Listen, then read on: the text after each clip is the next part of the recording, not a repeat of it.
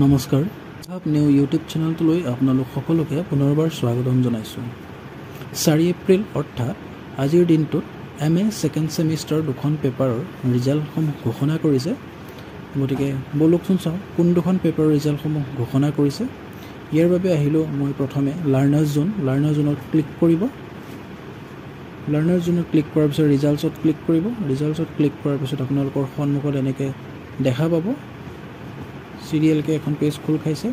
কোন কোন ছেমিষ্টাৰৰ আৰু কেতিয়া ৰিজাল্টসমূহ ঘোষণা কৰিছে গোটেইখিনি তথ্য আপোনালোকে ইয়াতে চাব পাৰিছে। গতিকে চাওক আজিৰ দিনত 4 তাৰিখে result of the MA second semester political science আৰু result of the MA second semester Assamese.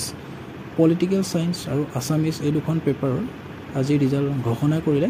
গতিকে আপোনালোকে নিজৰ ৰিজাল্টসমূহ ইয়াতে আহি লৈ পেলাই চেক কৰি ল'ব পাৰিব আৰু KKHSOU আপডেটসমূহ পাই থাকিবলৈ আমাৰ চেনেলটো ছাবস্ক্ৰাইব কৰি বেল আইকনটো ক্লিক কৰি ৰাখিব।